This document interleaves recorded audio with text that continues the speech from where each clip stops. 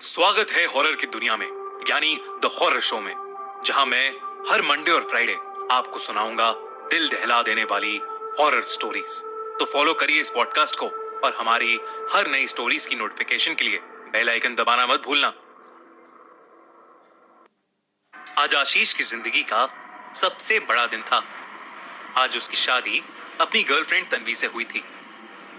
शादी की सभी सेरेमनीज अच्छे से हो गई थी और अब आशीष और तन्वी कार में बैठकर अपने ड्राइवर संजय के साथ शादी के वेन्यू वाले फार्म हाउस से अपने घर जा रहे थे।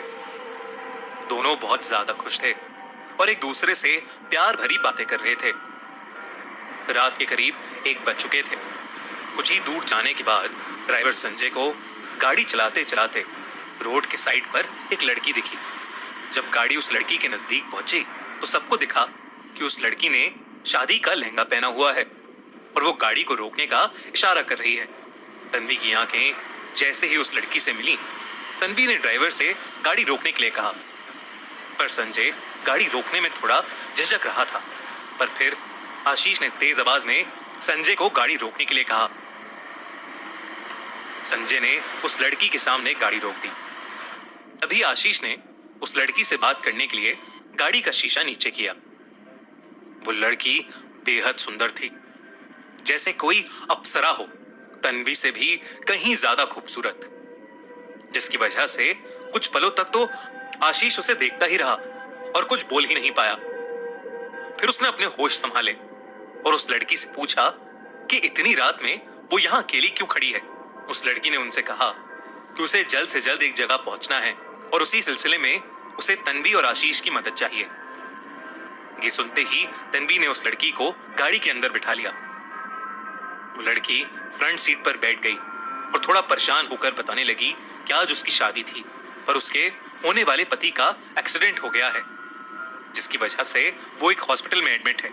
उस लड़की की घबराहट देखकर आशीष और तन्वी ने उसे कोई भी सवाल पूछना ठीक नहीं समझा, पर संजय के चेहरे का रंग उड़ सा गया था।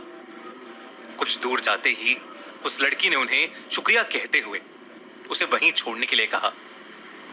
उसे छोड़कर जैसे ही उन्होंने अपनी गाड़ी आगे बढ़ाई, ड्राइवर संजय ने कहा कि उस लड़की का एक झुमका वहीं गाड़ी में छूट गया है। उन्होंने जब गाड़ी पैक की तो वो लड़की वहां थी ही नहीं।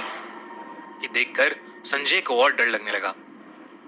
तन्वी ने संजय के डरे हुए चेहरे को देखकर उसे पूछा कि आखिरकार उसे हुआ क्या है। संजय ने घबराते हुए उन्हें बताया कि उनके गांव में कहते हैं कि शादी के नए जोड़े को शादी वाली रात सबसे ज्यादा खतरा होता है।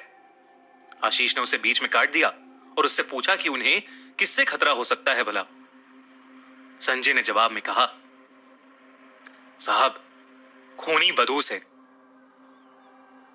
संजय ने बताया कि उसे वो लड़की कुछ अजीब सी लगी। उसने कहा कि लोगों का कहना है कि अक्सर इस इलाके में एक चुड़ैल रात को शादी के जोड़े में घूमती है।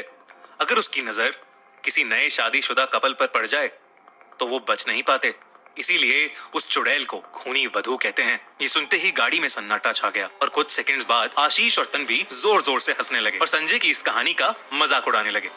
आशीष ने संजय को अंधविश्वासी कहते हुए बात को टाल दिया। कुछ देर बाद वो लोग घर पहुंच गए। उस लड़की का झुमका जो गाड़ी में छूट गया था, वो तन्वी अपने साथ ही अंदर ले गई। आज आशीष और तन्वी की सुहागरात थी, लेकिन उन्हें नहीं पता था कि ये उनकी जिंदगी की सबसे खौफनाक रात होने वाली है, क्योंकि वो जिस लड़की से मिले थे वो और कोई नहीं बल्कि खूनी वधू ही थी।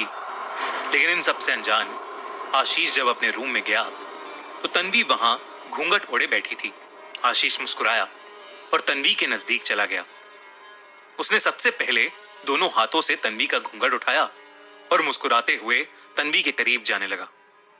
तभी आशीष को पूरे रूम में एक बहुत ही अच्छी खुशबू आने लगी। वो खुशबू रात के रानी के फूलों जैसी थी। उस खुशबू से मानो आशीष मोहित हो गया था। आशीष ने तन्वी को गले लगाया और उससे कहने लगा कि वो उससे बहुत प्यार करता है, लेकिन जवाब में उसे एक गहरी सी आवाज आई, तो अब सिर्फ मेरे हो। तन्वी ने आशीष की पीठ पर अचानक से ही अपने नाखून गड़ा दिए। ये होते ही आशीष ने तन्वी को पीछे धकेला और उसने देखा कि जिस लड़की को वो गले लगाकर बैठा था वो तन्वी नहीं बल्कि वही लड़की थी जिसने उनसे लिफ्ट ली थी, यानी खूनी वधू। धीरे धीरे उस खूनी वधू का रूप और भयानक होता चला गया। जो एक समय पर आशीष को दुनिया की सबसे खूबसूरत लड़की दिख रही थी, अब वो एक डरावनी चुड़ैल बन चुकी थी। उसके बाल हवा में उड़ रहे थे और उसका चेहरा बहुत ही भयानक लग रहा था। आशीष सहम कर बेड से नीचे गिर गया और उसकी नजर जैसे ही बेड के नीचे गई, उसके दिल की धड़कनें ही रुक गईं। बेड के नीचे उसकी पत्नी तन्वी बेहोश पड़ी थी। खूनी वधू आशीष के करीब आई और आशीष बहुत ही जोर से चिल्लाया। उसकी चीख सुनकर जैसे ही सभी घर वाले ऊपर आए पर उन्होंने दरवाजा खोला तो उनके होश उड़ गए। आशीष और तन्वी की बॉडी जमीन पर पड़ी हुई थी और वो इतनी सफेद थी जैसे मानो उनके शरीर में खून की एक बूंद भी नहीं बची हो। वो दोनों गुजर चुके थे और खूनी वधू वहां कहीं नहीं थी। किसी को भी कुछ समझ नहीं आ रहा था कि तभी उनका ड्राइवर संजय ऊपर आया और उसने देखा कि तन्वी ने वही झुमका पहना है जो वो लड़की गाड़ी में छोड़कर चली गई थी। वो समझ गया कि इन दोनों की हत्या खूनी वधू ने की है। उसके बाद उसने खूनी वधू के बारे में सारे घर वालों को बताया। उसने कहा कि कहानियों की माने तो खूनी वधू असल में एक बहुत सुंदर लड़की थी। उसकी शादी की रात उसका और उसके पति का एक बहुत खतरनाक कार एक्सीडेंट हो गया। वो रोड पर लोगों से मदद मांगती रही लेकिन किसी ने भी उसकी मदद नहीं की, जिसकी वजह से उसका पति मर गया और उसने भी एक दूसरी गाड़ी के आगे आकर अपनी जान दे दी।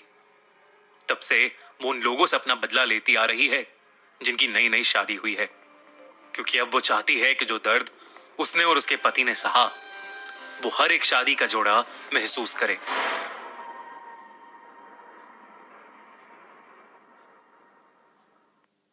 आपने अभी सुनी खूनी मंडे की हॉरर कहानी। अगर ये कहानी आपको पसंद आई तो हमारे horror podcast the horror show को फॉलो कीजिए और सुनिए दिल दहला देने वाली हॉरर स्टोरीज हर मंडे और फ्राइडे। हमारी नई कहानियों की नोटिफिकेशंस के लिए बेल आइकन जरूर दबाएं।